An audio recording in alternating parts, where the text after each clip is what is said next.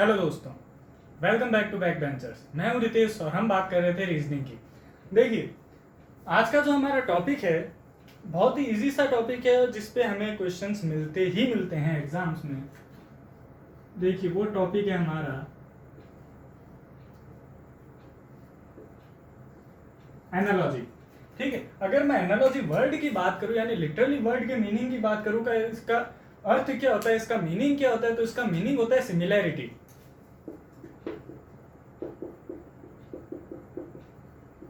Similarity किस reference में? देखिए, जैसे दो लड़के हैं, उनमें समानता क्या हुई, उनमें सिमिलैरिटी क्या हुई कि वो दोनों ही क्या है, लड़के, उनका जेंडर क्या है, मेल है। इस तरह से सिमिलैरिटी। और जब हम एनालॉजी को सिमिलैरिटी को रीजनिंग में लेके आते हैं तो रीजनिंग में सिमिलैरिटी होती है विद रेस्पेक्ट टू कंपेयर। मतलब रीजनिंग में हम सिमिलैरिटी का कंपैरिजन करते हैं, ठीक है ना, कि कौन किस तरह से एक दूसरे से ज्यादा समान है या उसमें समानता ज्यादा है। तो एनालॉजी का जो मेन वर्ड होता है, मतलब होता है, वो होता है समानता यानी सिमिलैरिटी। ठीक है, इसमें भी कुछ टाइप्स बनते हैं। वैसे तो देखिए दोस्तों, टाइप्स बताने की बहुत ज्यादा जरूरत नहीं होती है क्योंकि एग्जाम्स में डायरेक्ट क्वेश्चन आते हैं और हमें भी डायरेक्ट क्वेश्चन ही करने होते हैं। मैं आपको टाइप्स इसलिए बताता हूं ताकि जब हम लास्ट लेक्चर में जब इसके ऊपर क्वेश्चन करते हैं, हर टॉपिक के ऊपर हमारा जो लास्ट लेक्चर होता है उस टॉपिक का वो क्वेश्चन पे होता है, तो जब हम क्वेश्चंस करें तो आपको ये पता होना चाहिए कि इस क्वेश्चन की अप्रोच हमारी ये होगी। ठीक है, इसके लिए मैं आपको कुछ बेसिक से टाइप्स बताता हूं जिसपे क्वेश्चन बनते हैं। तो इस पे भी हम कुछ टाइप्स हैं इसके, उसके बारे में आज के लेक्चर में बात करेंगे, एनालॉजी के टाइप्स। ठीक है, तो देखिए टाइप 1 और उस पर हम एक एक दो दो एग्जांपल भी साथ में करते हुए जाएंगे। ठीक है, पहले टाइप की अगर मैं बात करूं तो पहला टाइप है हमारा वर्ड एनालॉजी। अब वर्ड एनालॉजी क्या होती है? एनालॉजी यानी हमें पता चल गया कि समानता यानी सिमिलैरिटी। ठीक है, वर्ड एनालॉजी यानी शब्दों में समानता। वर्ड यानी क्या होता है? शब्द, शब्दों में समानता। अब देखिए वो किस तरह से होगी उसको हम एक एग्जांपल से समझते हैं। तो देखिए आपके पास जो एग्जांपल है, देखिए आपका एग्जांपल कुछ इस तरह से है कि जिस तरह से पार्लियामेंट रिलेटेड है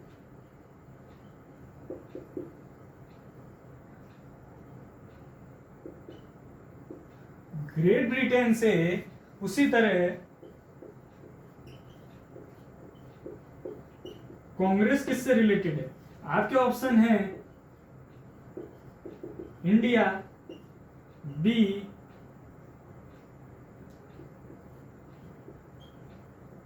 New Zealand, C USA and D Canada. अब देखिए, अब आपको एक चीज बताइए कि पार्लियामेंट ग्रेट ब्रिटेन से किस तरह से रिलेटेड है। देखिए ग्रेट ब्रिटेन यानी इंग्लैंड, इंग्लैंड की जो लेजिस्लेटिव बॉडी है,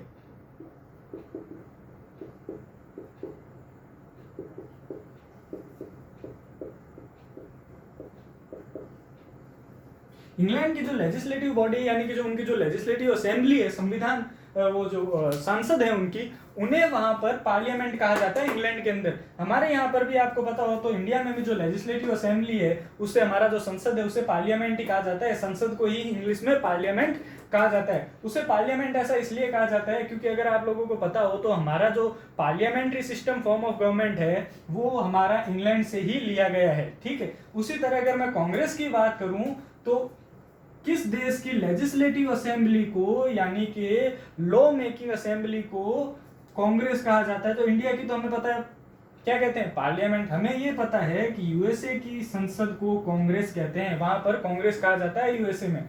ठीक है ना, तो इस तरह से जिस तरह से पार्लियामेंट ग्रेट ब्रिटेन से रिलेटेड है उसी तरह कांग्रेस किससे रिलेटेड हो गई?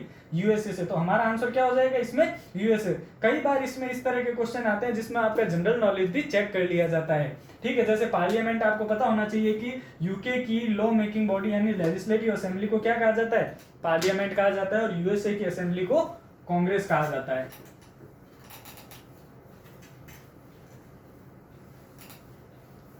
ठीक है, एक एग्जांपल इसका देखिए और देखते हैं। देखिए आपके पास क्वेश्चन है बॉटनी रिलेटेड टू प्लांट, उसी तरह एंटोमोलॉजी।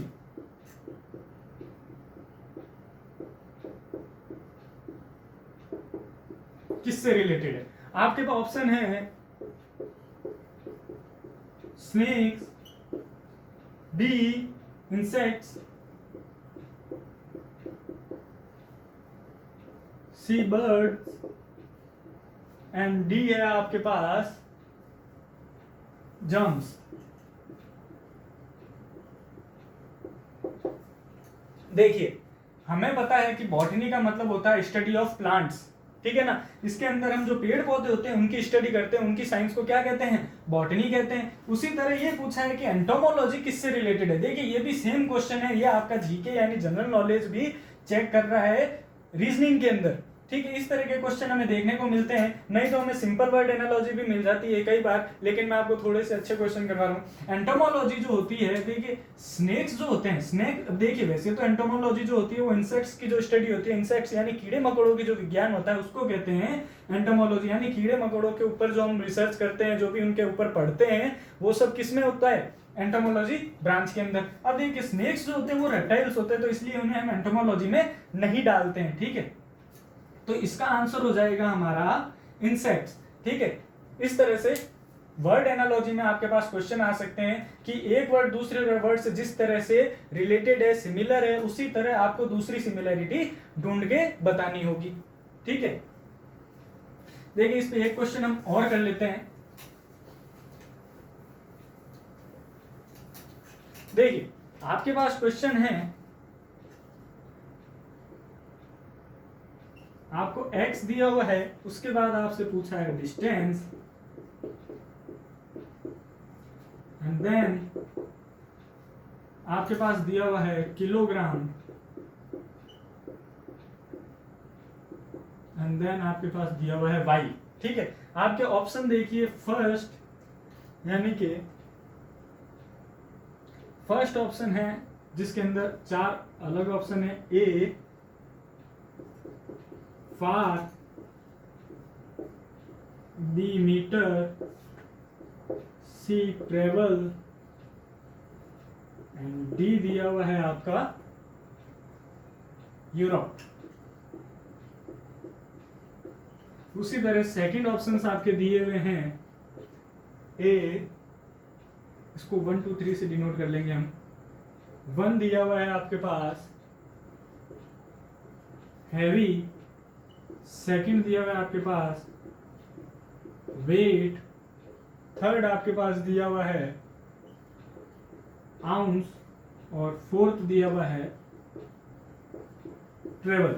आपको x और y को बताना है कि x और y क्या होगा। इसके ऑप्शंस, ये पूरा क्वेश्चन था, ठीक है। इसके ऑप्शंस आपके पास, छोड़िए अपने ऑप्शन की हमें जरूरत ही नहीं पड़ेगी। देखिए ये अगर हम डिस्टेंस की बात करें तो डिस्टेंस के लिए इसने क्या किया हुआ है, फार भी लिखा हुआ है, मीटर भी लिखा हुआ है, ट्रेवल भी लिखा हुआ है और यूरोप भी लिखा हुआ है। अब अगर हम थोड़ा सा सोचें तो हमें पता लगेगा कि जो मीटर है वो किसकी मेजरमेंट यूनिट है, डिस्टेंस की, यानी दूरी को मापने की इकाई क्या है, मीटर। तो यहां पर तो हमारे पास मीटर आना चाहिए, तो x की जगह तो आ जाएगा हमारा b, ठीक है।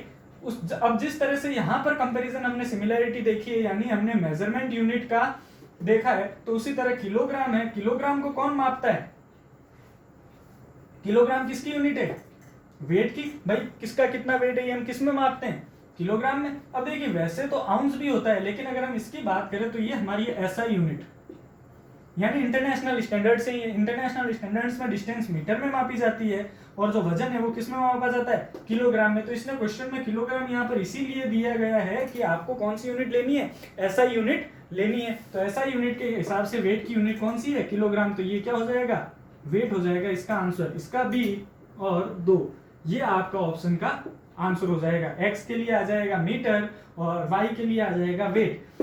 मीटर नापते हैं डिस्टेंस को और किलोग्राम नापता है वेट को। इस तरह से आपके पास वर्ड एनालॉजी के क्वेश्चंस बनते हैं, ठीक है। तो ये तो हो गया आपका टाइप 1 जो कि है वर्ड एनालॉजी,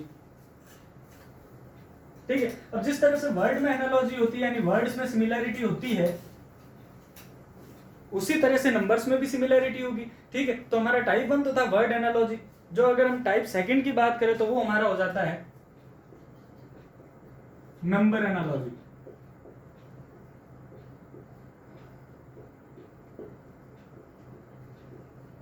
नंबर एनालॉजी।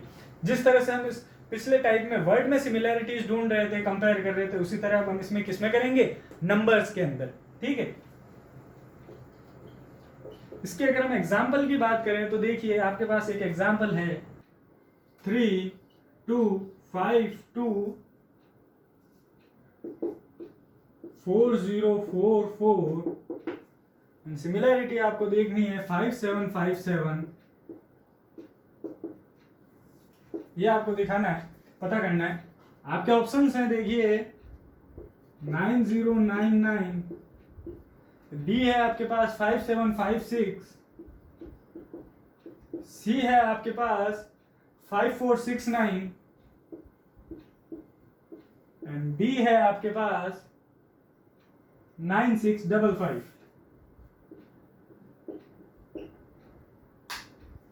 ठीक है, अब देखिए ये क्वेश्चन हमें सॉल्व करना है, हमें जो सिमिलरिटी इन दोनों कॉम्बिनेशंस में है वही यहां पर पता करनी है। देखिए अगर आप देख पा रहे हैं तो इनके अंदर हमें जनरली कोई भी सिमिलरिटी नहीं दिख रही है। ठीक है, और देखिए जिस तरह से हम कोडिंग डिकोडिंग और सीरीज में जाते हैं तो उसमें हम काफी चीजें चेक करते हैं, यहाँ पर हमें बहुत ज्यादा चीजें चेक करने की जरूरत नहीं होती है क्योंकि बहुत ही बेसिक सिमिलरिटी दी हुई होती है एनालॉजी वाले टॉपिक्स में। तो देखिए अगर मैं इनका ऐड करूं यानी 3 और 2 5 और 7 यानी ये होते हैं 12। अगर मैं इन डिजिट्स का भी ऐड करूं तो देखिए 4 + 0 + 4 + 4 भी होते हैं 12। इसका मतलब ये है कि सिमिलैरिटी ये दी हुई है कि दोनों की जो डिजिट्स की टोटल है वो सेम हो रही है। तो अब देखिए इसकी टोटल क्या हो रही है 24, 5 + 7 + 5 + 7, 12 और 12 + = 24। तो अब हमें ये देखना है कि 24 और किसकी हो रही है। देखिए अगर मैं इसकी देखूं तो मुझे पता है नहीं हो रही है। अगर मैं इसकी बात करूं तो देखिए 10 और 6 16 और 6 22 23, ये भी नहीं हो रही है। अगर मैं इसकी बात करूं तो देखिए इसकी मेरे पास 24 हो रही है। देखिए 5 + 4 + 6 + 9 = 24। अगर इसकी बात करूं तो ये भी नहीं हो रही है, तो हमारा आंसर हो जाएगा 5 4 6 9। ठीक है, इस तरह की बेसिक एनालॉजी नंबर एनालॉजी के अंदर दी हुई होती है, इस तरह से हमें सिमिलरिटी ढूंढनी होती है। और भी कुछ स्पेशल पैटर्न बनते हैं इस टाइप के अंदर, एक एग्जांपल से हम और समझेंगे। देखिए आपसे पूछा गया है ये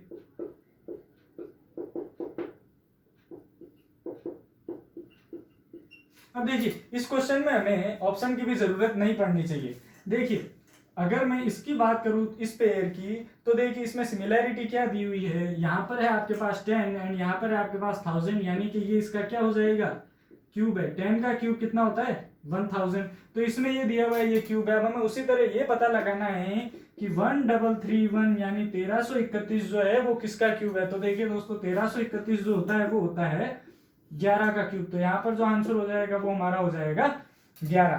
ठीक है, इस तरह से हमारे पास क्वेश्चंस बनते हैं। देखिए बेसिकली जो टाइप्स करवाने का मीन ये है कि जब हम क्वेश्चन करें या फिर एग्जाम में हमारे पास जब क्वेश्चन आए तो हमें डायरेक्ट पता हो कि उस क्वेश्चन की अप्रोच क्या होनी चाहिए।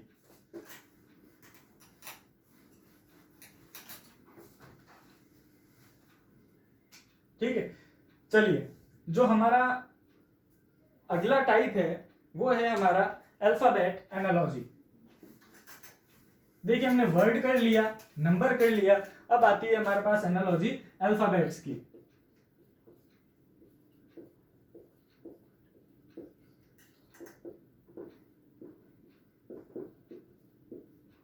अल्फाबेट एनालॉजी, देखिए अल्फाबेट एनालॉजी में हमें कुछ पॉइंट्स पर हमें अल्फाबेट्स को लिखने का तरीका और उनकी काउंटिंग याद होना बहुत ही जरूरी है। जैसा कि मैंने आपको पिछले लेक्चर्स में भी बताया है और पिछले टॉपिक्स में भी मैंने आपसे डिस्कस किया है कि कोडिंग डिकोडिंग हो गई, सीरीज हो गई, मिसिंग लेटर्स हो गई, एनालॉजी हो गई, इस तरह के जो टॉपिक्स है वहां पर हमें अल्फाबेट्स को याद करने का तरीका या फिर उन्हें हमें याद बहुत ही अच्छे से होना बहुत जरूरी है। तो देखिए जो लोग नए उन्हें मैं लिखने का तरीका बता देता हूँ। मैं यही प्रीफर करूंगा कि आप लोग एग्जाम में एक बार इस तरह से अल्फाबेट्स को लिख दें ताकि किसी भी तरह का कोई भी कंफ्यूजन क्रिएट ना हो। इस तरह से हम इन्हें लिख देंगे।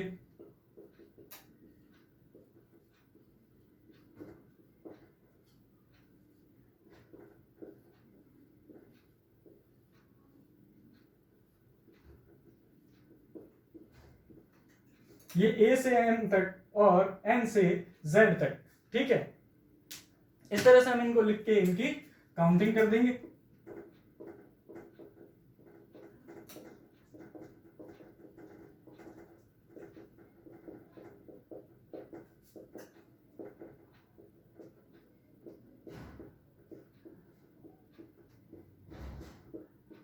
ठीक है, और ये इस तरह से सर्कुलर वे में भी चलती है, ठीक है। ये होती है अल्फाबेट एनालॉजी के अंदर हमें क्या पूछा जाएगा, जिस तरह से हमने सबसे पहले वर्ड्स में सिमिलैरिटी निकाली, उसके बाद नंबर्स में सिमिलैरिटी निकाली, उसी तरह अल्फाबेट्स एनालॉजी में हमें अल्फाबेट्स के बीच में यानी लेटर्स के बीच में सिमिलैरिटी निकालनी होगी, ठीक है। जैसे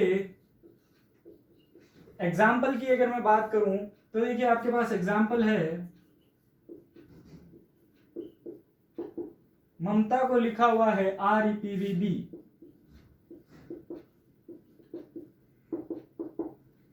आपसे पूछा गया है पूनम, और ये आपसे पूछा गया है। देखिए सबसे पहले हम वही काम करेंगे, क्या करेंगे, इनके सबके काउंटिंग लिख देंगे ताकि हमें पता चल जाएगा कि इसमें किस तरह की सिमिलरिटी है। तो अगर मैं M की बात करूं तो 13, A की बात करूं तो 1, वापस M 13, T 20, R 18, E 5, P 16, V आपके पास 22, B हो जाता है आपके पास 2। अब मैं अगर इनमें सिमिलैरिटी की बात करूं तो देखिए एक चीज ध्यान से देखिएगा, ये जो M है ये P से सिमिलर है। देखिए कैसे इसमें डिफरेंस आ रहा है 5 का, +5 हो रहा है इसके अंदर। अगर मैं A की बात करूं तो उसमें +4 हो रहा है, M की बात करूं तो उसमें +3 हो रहा है, 13 और 16, M और P +3। और अगर मैं ममता में A लिखना भी था, ठीक है, ये आ जाता है हमारा A 1 नंबर पे, ये A 1 नंबर पे।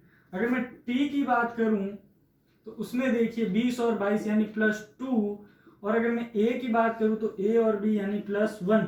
तो देखिए इसमें जो इंक्रीजिंग ऑर्डर है, डिक्रीजिंग ऑर्डर है, वो है कॉन्जिक्यूटिव नंबर्स का। पहले +5 का डिफरेंस, +4 का, फिर +3, फिर +2 और +1। वही सेम चीज हमारी यहाँ पर भी रिपीट होगी।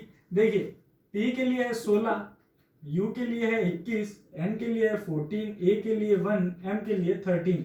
सबसे पहले जो नंबर होगा उसमें कितने का डिफरेंस हो जाएगा, +5 का। तो 16 में 5 जोड़ने पर हमारे पास आता है 21, यानी कि U हो जाएगा पहला अल्फाबेट। दूसरे की अगर मैं बात करूं तो उसमें हो जाएगा +4, यानी 21 में 4 ऐड करने पर 25Y। N में +3 करने पर Q, A में +2 करने पर C, और M में +1 करने पर N।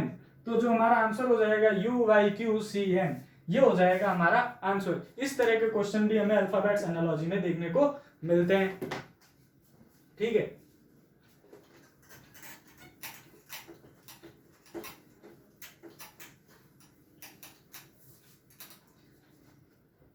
चलिए एक क्वेश्चन और देखते हैं।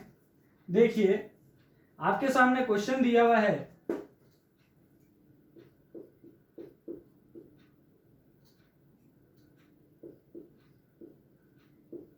अखिल को लिखा हुआ है ये, और आपसे पूछा गया है सूर्या को हम क्या लिखेंगे।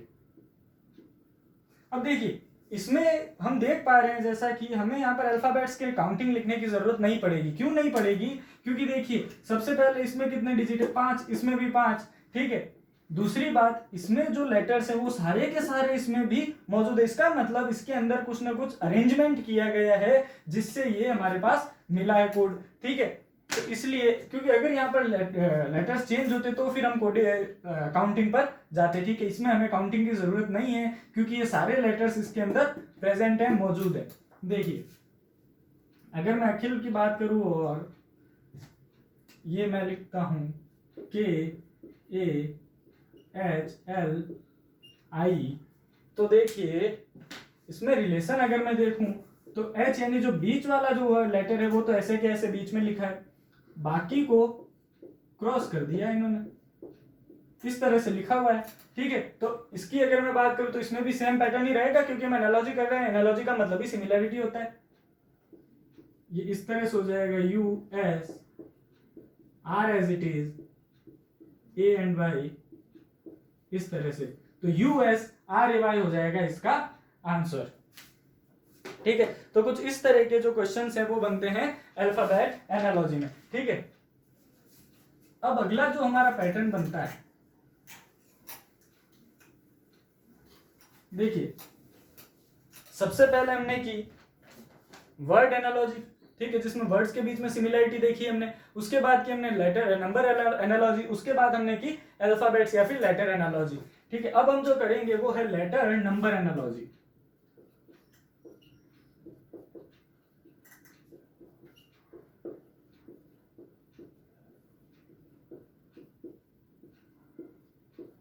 अभी तक हमने जो एनालॉजी यानी सिमिलरिटी देखी वो या तो लेटर्स में देखी या वर्ड्स में देखी या फिर नंबर्स में देखी। ये होगा इनका कॉम्बिनेशन यानी मिक्स होगा, जिसमें लेटर्स भी होंगे और नंबर्स भी होंगे और उसके बीच में किसी तरह की सिमिलरिटी दी होगी जो कि हमें पता करनी होगी, ठीक है।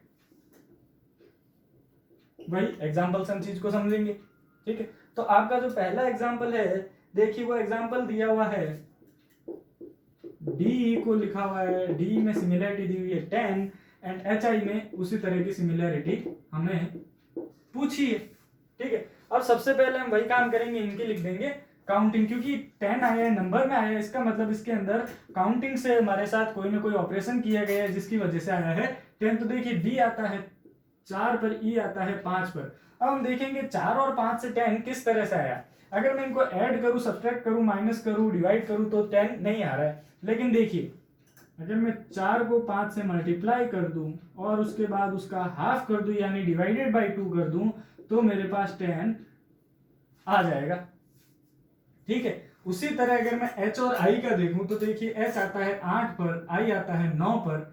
तो मैं 8 को 9 से मल्टीप्लाई करके डिवाइड बाय 2 यानी इनका हाफ कर दूं तो 72 बाय 2 हो जाएगा 36, जो कि हो जाएगा हमारा आंसर, ठीक है। इस तरह से सिंपल सा क्वेश्चन है, लेकिन इस तरह के क्वेश्चन एग्जाम में आते हैं और ये बिल्कुल इसी तरह के सिंपल ही क्वेश्चन एग्जाम में बनते हैं।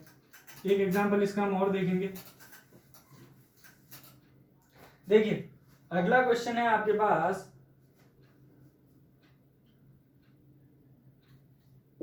एमके को लिखा हुआ है 169/121 और आपसे पूछा गया है JH के लिए। अब देखिए इसमें भी हम सबसे पहले काउंटिंग कर देंगे। वैसे तो इसमें हमें देखने से ही आइडिया लग रहा है, लेकिन अगर हम काउंटिंग कर देंगे तो हमें क्लियर कट आइडिया मिल जाएगा। देखिए एम की काउंटिंग होती है 13 यानी एम आता है नंबर 13 पर, के आता है नंबर 11 पर, जे आता है 10 पर और एच आता है हमारा 8 पर, ठीक है। अब अगर मैं ध्यान से इसको देखूं तो 13 का स्क्वायर होता है 169 और 11 का स्क्वायर होता है 121, यानी कि पहले लेटर का स्क्वायर ऊपर लिखा हुआ है और दूसरे लेटर का स्क्वायर नीचे लिखा हुआ है। इसी तरह से अगर मैं इसकी बात करूं तो पहला लेटर जे यानी कि जो जे आता है वो आता है 10 नंबर पर, 100/8 यानी पे 64। तो उसी पैटर्न में हम इसको क्या लिख देंगे, जे एच को 100/64, ठीक है। तो ये हो जाएगा इसका आंसर।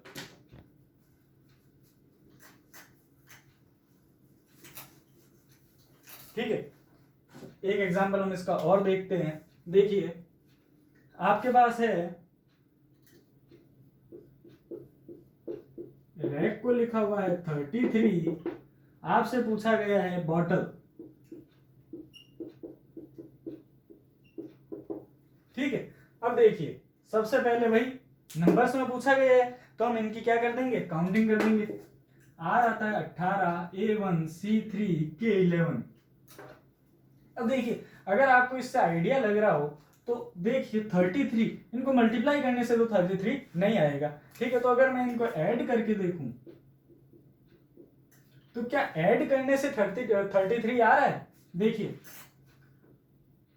18 और 1 19, 19 और 1 20 और 30 और 33 यानी 33, इनको ऐड करने पर 33 आ रहा है, तो इसका मतलब इसमें भी ऐड करने पर हमें हमारा आंसर मिल जाएगा। बी आता है 2 पर, ओ आता है देखिए 15 पर, टी आता है 20, ये फिर से 20, एल आता है 12 पर, ई आता है 5 पर। तो अगर मैं इन सबको ऐड करूं तो मेरे पास बनता है 74, क्योंकि देखिए 20 20 40, ये 5 एंड 15, ये हो गए 20 60, 72 and 72 plus 2 is equal to 74, ये हो जाएगा हमारा इसका आंसर। तो देखिए आज की क्लास में हमने एनालॉजी के बारे में बात की, यानी कि सिमिलैरिटी हमने ढूंढी थी। एनालॉजी का लिटरल जो मीनिंग होता है वो होता है सिमिलैरिटी, ठीक है। और जब हम इसको रीजनिंग में पढ़ते हैं तो वो सिमिलैरिटी हो जाती है कंपैरिजन में, ठीक है। तो सबसे पहले हमने की वर्ड एनालॉजी, उसके बाद हमने की लेटर एनालॉजी या फिर अल्फाबेट एनालॉजी, फिर हमने की number analogy, and then last में हमने की लेटर नंबर एनालॉजी, यानी इन दोनों के मिक्स, ठीक है। इसके इस हर टाइप पे हमने कुछ एग्जाम्पल देखे, और नेक्स्ट क्लास के अंदर हम एक मिक्स एग्जाम्पल लेके आएंगे। अब आपके पास क्वेश्चन करने की अप्रोच होगी तो हम जो एग्जाम्पल लेके आएंगे उससे चीजें और भी क्लियर हो जाएगी, ठीक है। तो आज के लिए इतना ही। Thank you so much.